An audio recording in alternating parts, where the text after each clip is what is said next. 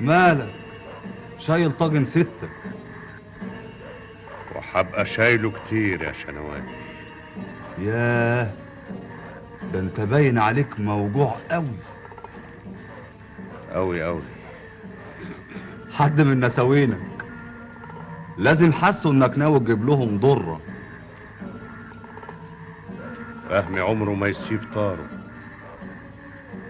اجيب لك بوري تفش غلك فيه. لا ماليش مزاج. يلا بينا. الحساب. الحساب؟ انت عاوزه الحساب؟ لا، عايزه سلامتك. تسلمي لي يا نعومي. هات الحساب منك له. هاتي بقية ورقة ب5 جنيه.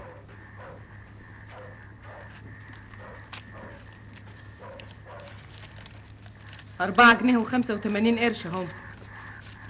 يبقى لك 5 جنيه في ذمتي. سيب الفلوس مطرحها يا شنواني. مرحب شيخ الغفر. انت اللي تسيب الفلوس يا شيخ الغفر، وما تتحشرش في اللي مالكش فيه. فلوسك كده مظبوطة؟ ايه. طب اتفضلوا بقى من غير ما تروح.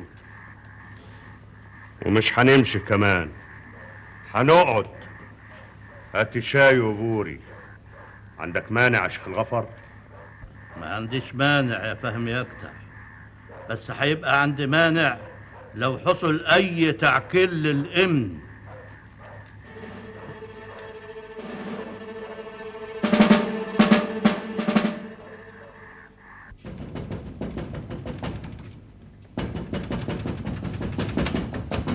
العافية ست فؤاد.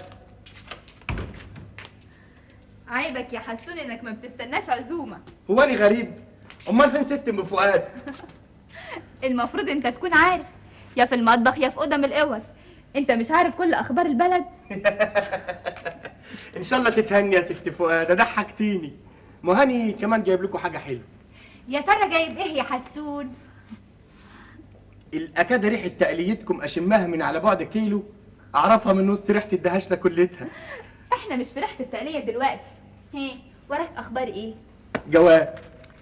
جواب؟ تلاقيه من عند خالتك زينب في دمنهور. لا، ده عليه ختم مصر. الواد الطواف قال لي. مصر؟ يا ترى من مين؟ ده من طلعت يا ماما. افتحه؟ لا، لما بابا يجي لا يزعق. بيسلم عليكم كلكم وبيقول انه هيجي الدهشنا قريب.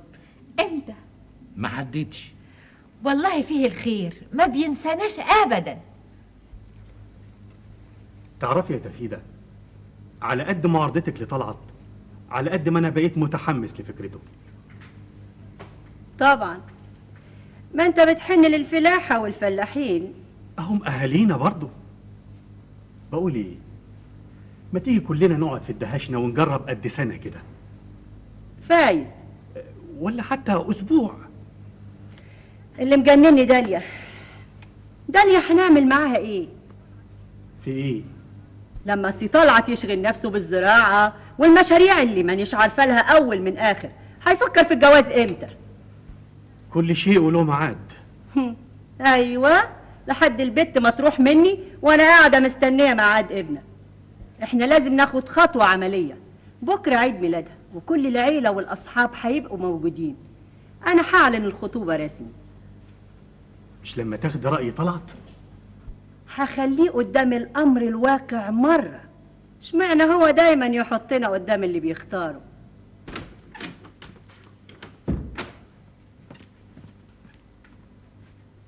اهلا بالاستاذ، اتفضل. هو عم حافظ مش هنا؟ وصل لسعادة مفتش الري. اتفضل، زمانه جاي حالا. انا اصلي مستعجل شويه، كان عندي قضيه في المحكمه الكليه يا دوب خلصتها وقلت اجي اشوفه قبل ما اروح المكتب. حاكم انا ليا هنا مكتب وفي الدهشنا مكتب. المنظره اللي كنت بذاكر فيها وانا صغير قلبتها مكتب بقابل فيه زباين الدهشنا. ربنا يزيدك يا استاذ عليوه، ده الاستاذ حافظ بيمدح فيك قوي. بيمدح فيا ازاي؟ يعني بيقول ايه؟ انا اصلي اعجبكم قوي، خصوصا اما اقف العلع قدام منصه القضاء. ما هو بيقول عليك محامي شاطر قوي. ما تطلب لنا حاجه يا سي مرقص، مش تحية ضيوف. تحية الضيوف عندي المرة دي يا مرقص افندي. اهلا استاذ عليوه. اهلا اهلا. واحد يا استاذ حافظ. طب قوم اعمل معروف، احسن العفاريت راكباه مش عارف ليه. طب وحياتك تخلي صديق ما يستعجلش على مهله شويه. في الحقيقه يا عم حافظ، انا جاي لك في كلمتين وماشي على طول. حاكم والله ولا ليك عليا يمين، انا مشغول على الاخر. انت عارف بقى القضايا والمكتب. خير يا استاذ عليوه؟ امي مالها بعد الشر؟ بتسلم عليك وعلى الست ام فؤاده وعلى الانسه فؤاده. يا اخويا تسلم، انا اتخضيت، انا افتكرت بعد الشر. لا مفيش شر، كله خير ان شاء الله. امي اقوم استعجل صديق، مش عارف الجدع ده بيخلص ويروح فين. ايوه يا استاذ عليوه. قول لي يا عليوه حاف من غير استاذ. طيب يا عليوه يا ابني، مالها والدتك؟ عايزه تيجي تزوركم بناء على طلبي. يا خبر، ده انت سيبت ركبي بقى علشان خاطر الست والدتك عايزه تزورنا، تقوم تعمل المقدمه دي كلها؟ هي زيارتنا عايزه ميعاد سابق يا استاذ عليوه. عليوه بس. انت الوحيد اللي في الدهشنا بحالها، بل في المديريه باكملها، بديله التصريح انه يناديني باسم حاف كده من غير استاذ. هطمن، لازم تقول لي يا استاذ. ايوه عارف. انما ساعات بقى تغلط وتقول لي يا واد يا استاذ عليوه، انما اديني بقى بفوت لها. وسبب الزياره عادي كده ولا ده سر هنعرفه بعدين؟ هو سر ومش سر. والنهارده من بكره قريب يا عم حافظ، بكره هنزوركم ان شاء الله ونشرب القهوه. تعرف بيننا هنبقى قرايب اكتر. نعمين يا استاذ حافظ. طيب انا ماشي بقى. الله، مش تشرب حاجه الاول؟ بكره يمكن نشرب شربات. السلام عليكم.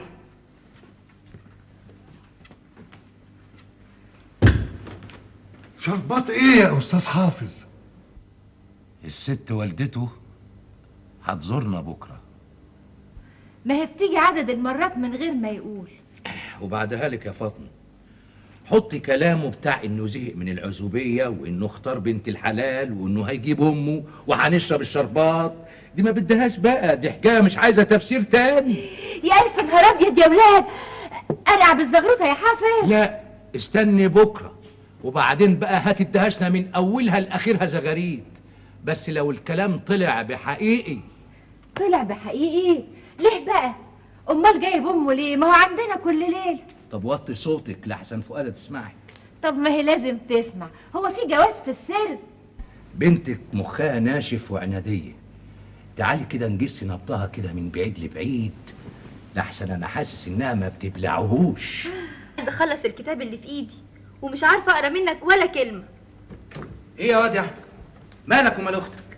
ولا حاجه يا بابا. بتقري ايه يا ست البنات؟ انت غيرت اسمك يا فؤاده. يا اخويا اسكت، خلينا نعرف نتكلم. قصص تاريخيه؟ تصور يا بابا، كنت لسه بقرا فيه قصه، انما قصه غريبه شويه. قصه ايه يا فؤاد؟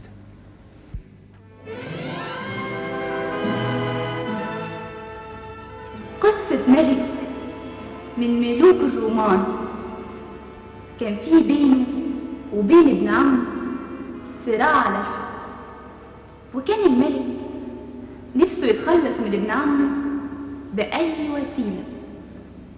قامت بينهم حروب، مرة الملك ينتصر ومرة ابن عمه انتصر لحد ما الملك وجد ان احسن وسيلة عشان يتخلص من خصمه انه يتفق مع زوجة خصمه. ازاي؟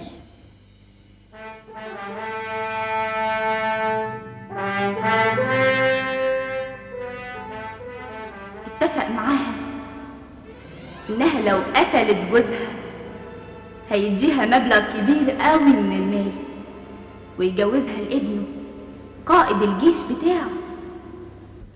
وفعلا الست دي خضعت لإغراء الملك ووعوده ودست السم لجوزها في الأكل ومات. وبالطريقة السهلة دي قدر الملك إنه يتخلص من خصمه. ووفى بوعده لمرات ابن عمه؟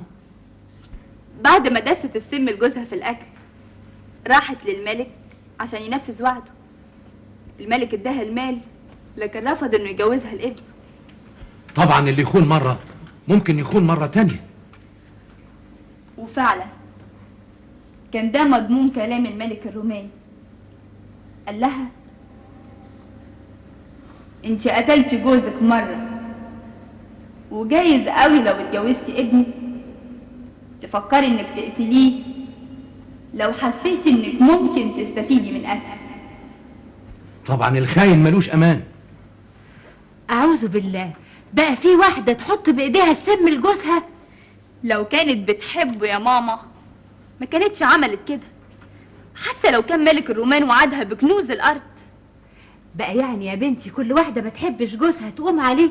استغفر الله العظيم، ده يبقى كفر يا بنتي، كفر وخروج عن حدود ربنا. مش المقصود ان اللي ما بتحبش جوزها يبقى شرط انها تتصرف معاه كده، انما جايز لو اتعرضت لاغراء زي اغراء ملك الرومان جايز تعمل كده. والدرع الواقي هو الحب. الست اللي بتحب جوزها تضحي بحياتها عشانه، مش تبيع حياته عشان فلوس. وعشان كده لازم البنت ما تتجوزش الا شخص تحبه او تحس انها ممكن تحبه. بقى يعني لو تقدم لك مثلا يعني اي واحد سواء تعرفيه ولا ما تعرفيهوش، موقفك هيبقى ايه؟ ده يتوقف على الشخص نفسه ومواصفاته. مواصفاته حلوة؟ مامتك قصدها يعني لو كانت مواصفاته حلوة، يعني متعلم معاه شهادة عالية مش المهم الشهادة العالية في حد ذاتها، ما هو الأستاذ علي شهادة عالية لكن دمه يلطش. افتكروا لنا حاجة حلوة.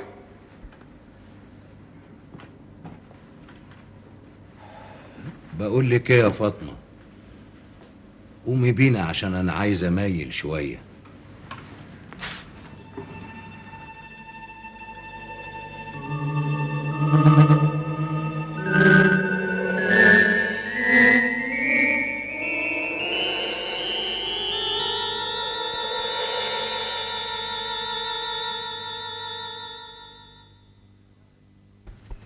صباح الخير يا هو الأذان الدن على أذان. تعال الحق اتوضى. بسم الله الرحمن الرحيم. اللهم ارحمنا وارحم آباءنا وأبناءنا واحشرنا في زمرة الصالحين. عجل يا طه وحصلني على الجامع يا ابني.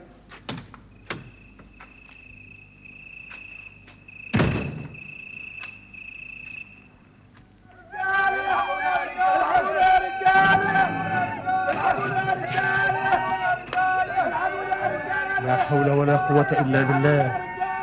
في إيه يابا؟ مش عارف يا ابني، باين حد مات.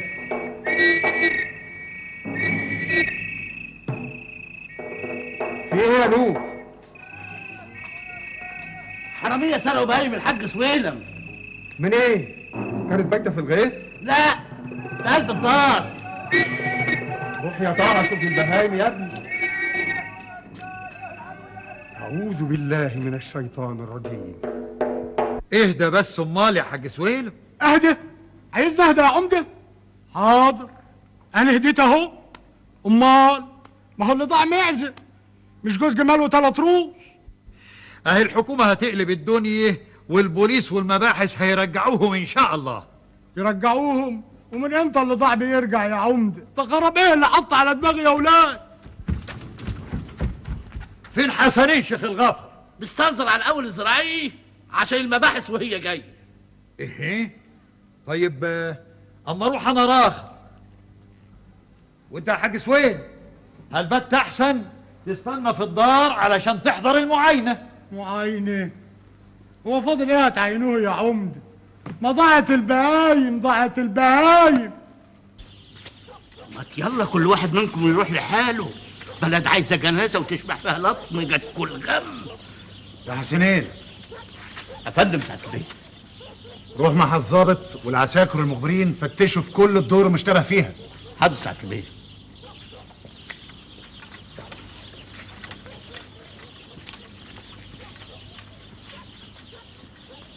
وانت يا حاج؟ ايوه يا بيه. تعالى معايا على منظرة العمدة. اجي. ما البهايم راحت وجوز الجمال خلاص. ما تستنى يا حاج سويلم. طيب يا عم، طيب. ما النار ما تحرقش الا اللي كبش.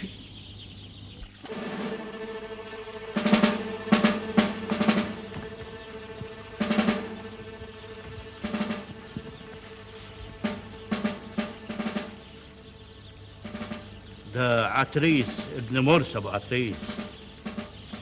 راقب؟ ايوه يا بيه. ايه في ايه؟ ايه اللي جرى يا شيخ الغفر؟ بهايم الحاج سويلم يا شلبيه. مالهم؟ انسرقت بالليل. عتريس ملهوش دعوه بايها حاجه. اسكت انت يا شطر. فتشوا الزريبه والمنطقه كلها.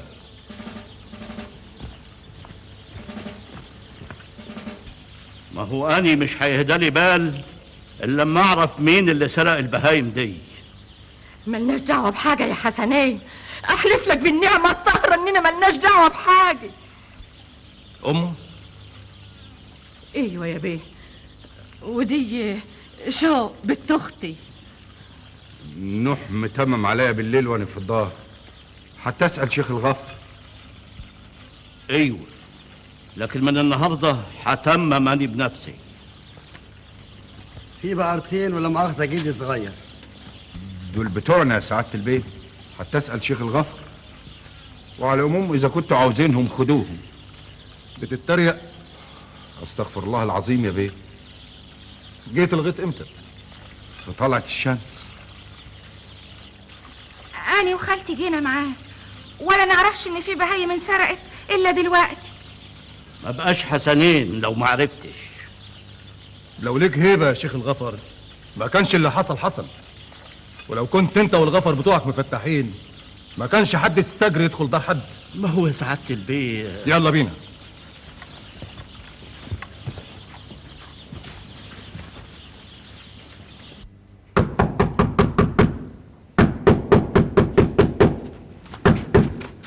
مين؟ افتح يا جميل.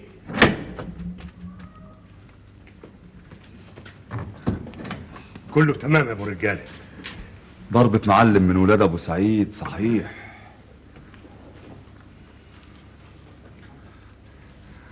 ده نصيبك يا ابو الرجاله، واحنا بقى اتحاسبنا معاهم. طب واني؟ خد يا جميل.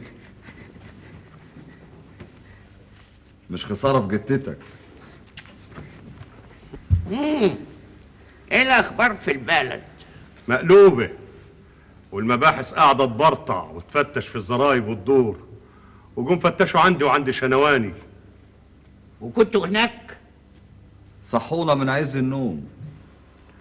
والحاج سويلم قاعد يلطم يا ولداه. هو يعني فقير؟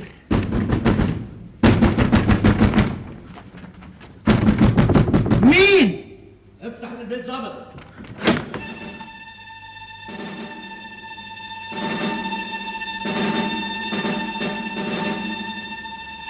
ادخل فتش الزريبه جوه.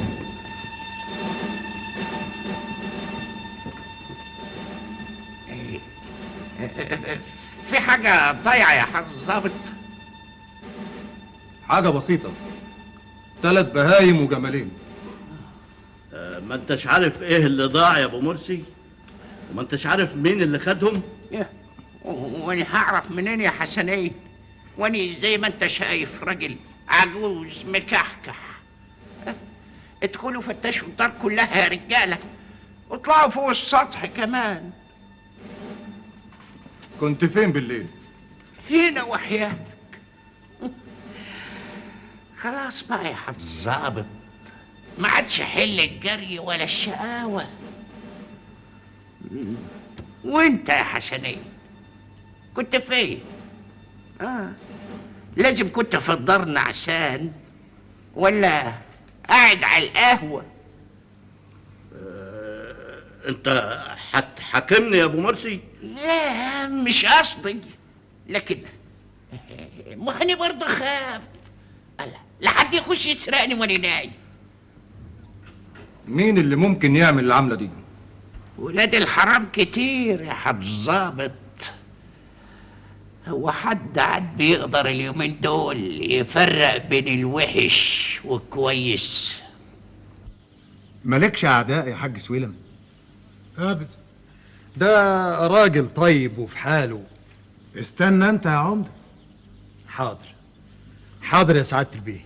ما هو لو كنتوا شايفين شغلكم كويس، لو الغفر ما بيناموش، لو شيخ الغفر بيمر عليهم ولا بيهملش، لا كان حد سرق ولا انسرق. ما هو البركه فيكم بقى يا سعاده البيه. البركه فينا بمعاونتكم يا عمده. يا حاج سويلم. ايوه يا بيه. تتهم مين بسرقه المواشي بتاعتك؟ اللي سرقهم؟ ايوه، يعني تقدر تحدد اسماء، تقدر تحصر اتهامك في شخص او مجموعه اشخاص. لا يا بيه، لكن انا عايز البهايم ترجع. واحنا كمان عايزين البهايم ترجع.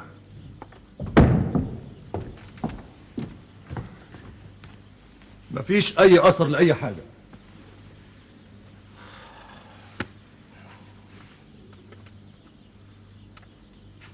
يا حاج سويلم. ايوه يا بيه. تفتكر يكون العترسه هم اللي سرقوا المواشي بتاعتك؟ لا لا يا بيه، انا ما قلتش كده. لا لا. الخوف والعمده يقول البركه فيكم. فهمي وشنواني كانوا على القهوه لحد ما شطبت، وروحوا زي ما شاهد شيخ الغفر. وعتريس متراقب ولا سابش الدار، وعتريس الكبير عجوز ولا بيخرجش بالليل، ولا فيش اي دليل ممكن يكون ضدهم. ولو في دليل المجني عليه بنفسه هيخفيه، ودي مشكله الجريمه في الريف. بقى يسحبوا 3 بهايم وجوز جمال من دار الحاج سويلة ولا يبان لهمش اثر. الراجل هيتجنن. اهو عنده 8 فدادين يقدر يعوضهم. حسنين. افندم يا سعاده البيه. واضح كده ان اهل الدهاشنا مش عاملين لك اي حساب. ودي معقول يا سعاده البيه؟ كنت قاعد على القهوه بالليل وادي بمر، وبعدين روحت نمت وسبت شغلك ومهام وظيفتك. ما هو اصل يا سعاده البيه اللي عملته ده جريمه يا شيخ الغفر، وجريمتك دي هي اللي ساعدت على الجريمه التانيه، جريمه سرقه المواشي. انت عارف انت تستحق ايه؟ ايه؟ تستحق تتحاكم، تتعزل من وظيفتك، تترفد. ادي يا سعاده البيه. انا بحذرك يا شيخ الغفر، لو اي حاجه حصلت في الدهاشنا هتكون انت مسؤول عنها. بقول ايه يا فهمي؟ بتنادي عليا؟ خد سيجاره. يدوم، بس ايه المناسبه؟ اللي مش هتقوله، مين اللي خد بهايم الحاج سويلم؟ ايوه صحيح، مين؟ السيجاره اهي. لو قلتم حلاوتكم هتبقى كبيره. منك ولا من الحاج سويلم؟ الاتنين. اصل حضرة الظابط زعق لشيخ الغفر قوي. اخلص يا نوح. بلغنا انه اداك طريحه جامده قوي يا جدع. خلينا في موضوعنا. مين اللي سرق البهايم؟ طب ما تسأل البهايم. للصبر حدود يا شنواني. احنا مش كنا قاعدين سوا على القهوة ايوه حدا نعيمة. انا قلت اجيلكوا بالذوق يمكن ينفع، واديكوا كلمة شرف انكم ما تنضروش لو قريتوا. السلام عليكم.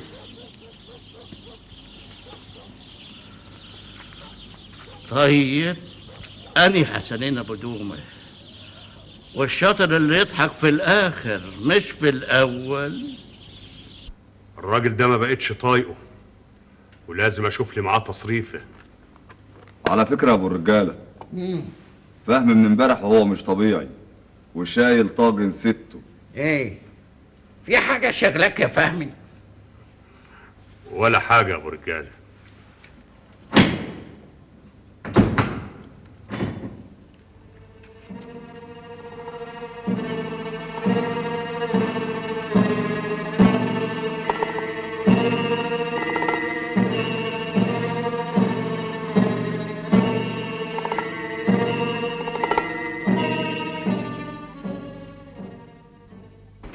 أعوذ بالله.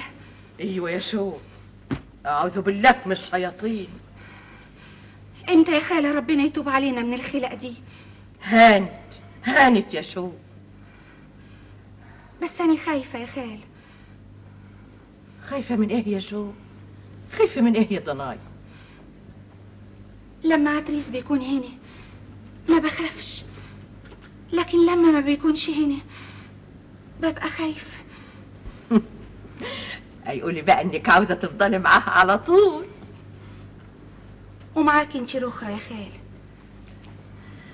أنا وانت هنفضل مع بعض على طول يا ضناي. يهي، ده انت جتتك بتتنفض زي قلب الحمامي. امبارح حلمت منام. خير يا شو. ده كان بيخوف. احكي لخالتك.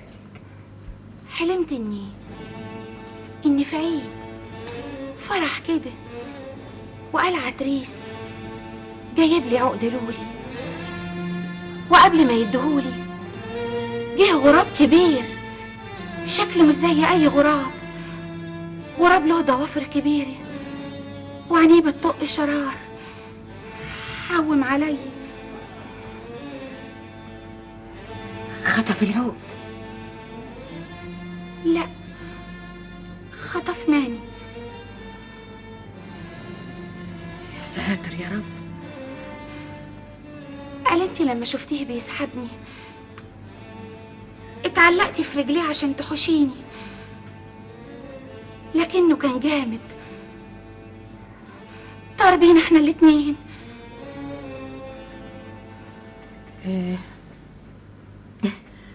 تلاقيك بس كنت تقلت في العاشي.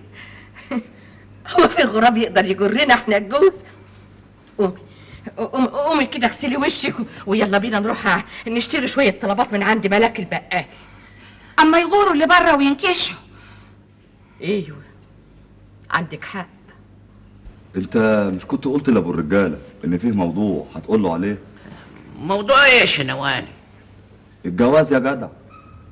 اما نجيب له السيرة دي خليه يفرد وشه احسن من امبارح وهو معقد الدنيا بحالها.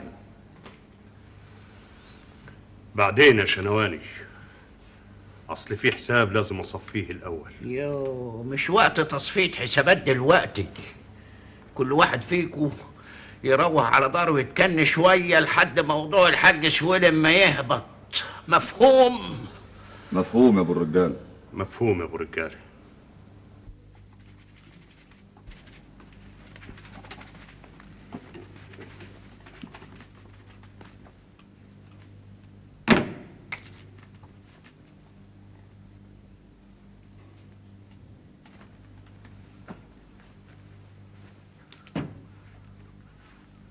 أما ايوه يا علام.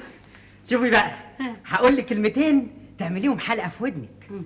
أنا ما اسميش عليوة. يا ندمتي انت غيرت اسمك وابوك هو اللي مختارهولك. ياما أنا اسمي الأستاذ عليوة مش عليوة. تروحي عند الأستاذ حافظ وتلبخي؟ لا ما تخافش، استاذ عليوة فندي. من غير أفندي. أنا عارف إن الخطوبة هتبوظ بسببك.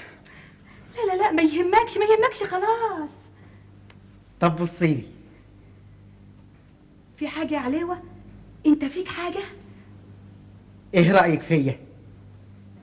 شاطر. مش من ناحية الشطارة. ايه رأيك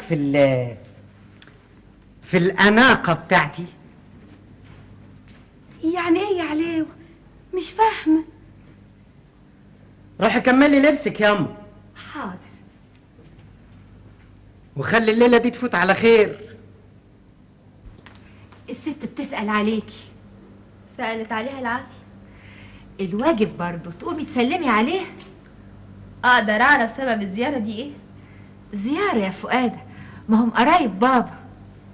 سيبك من حكاية قرابة بابا دي. انا شامة حاجة مش طبيعية. شامة ايه يا اختي بعد الشر؟ قومي لباباكي يزعلك منهم قرايبه. خلي بالك من حكاية ملك الرومان وزوجة خصم. يا اختي ألف بعد الشر. يا ألف نهار أبيض يا ولاد. أهلا بعروستنا الحلوة، نورت الدهشنا بحالها. ميرسي. ده عليه وابني، قصدي الأستاذ عليه وابني، مالوش سيرة غير أدب الست فؤادة وجمال الست فؤادة وأخلاق الست فؤادة. وإيه كمان يا عليوة؟ أستاذ عليوة قلتلك ياما 100 مرة ونسيتي تقولي وسعة اطلاع الآنسة فؤادة. اطمن، مفيش واجب الليلة يا استاذ علوة.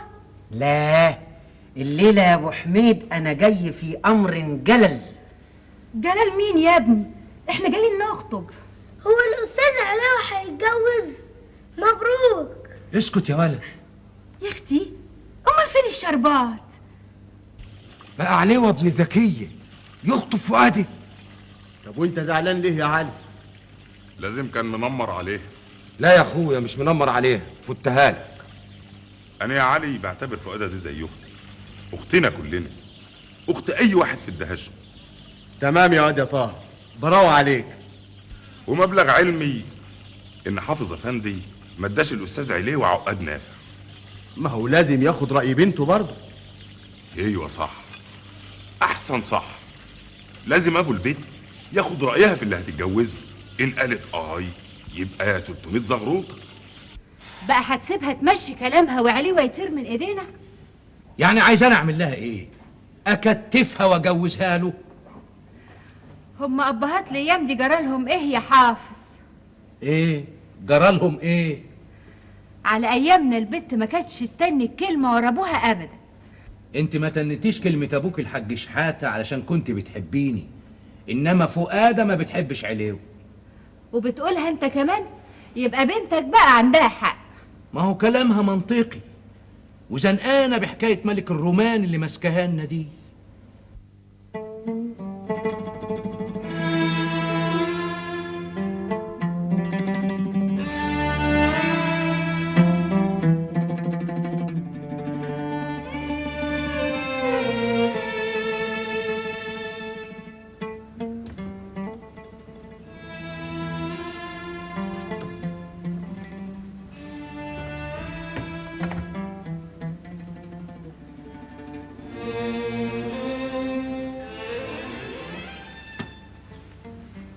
انت لسه صاحيه يا فوفو؟ يعني سرحانه في ايه يا ست البنات؟ في الدنيا. تعرفي ده بابا بيقول انه هيبيع فدان الفدادين بتوعه ويجهزك احسن جهاز. انت عارفه خالتك زينب اهي كانت معصلجه في جوازتها وكانت متدلعك منها كانت الصغيره فينا. قعدت تقول على جوزها لا مش عايزاه، لا ما اتجوزوش. انما بقى جدك الحاج شحاته شخط فيها الشخطه راحت موافقه على طول. والنتيجة اللي مش عايزة تقوليها إن حياتها نكد في نكد، وإنها اتطلقت مرتين وكل شوية تسيب البيت غضبان، وخلي بابا يوفر الفدان وما يبيعهوش. وهفضل أفكرك بحكاية ملك الرومان والنتيجة بتاعتها، عشان التاريخ لازم يدينا الموعظة ونستفيد منه.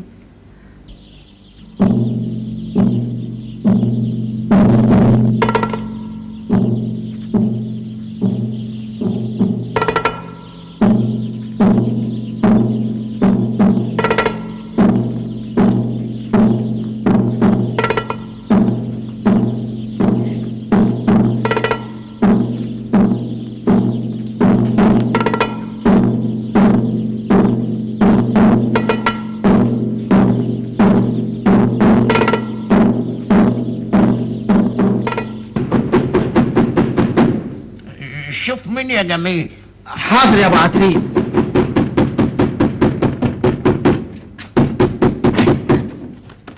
عاوز ايه؟ حوش اللي حطيته قدامي حوش. انا عايز ايه؟ مين يا جميل؟ ده الواد حسون.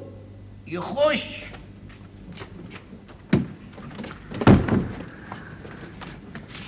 بقاني واد يا جميل. طب سلام عليكم. بيضحك معاك يا حسون. انت جاي في حاجه قولها وغور. سيبه يا فهد. غير شني اللي غلطان. ولا غلطان ولا حاجة. خد ادي ربع جنيه اهو، هات لك بو صندوق دخان. مختار ابن عتمان جه من اسوان.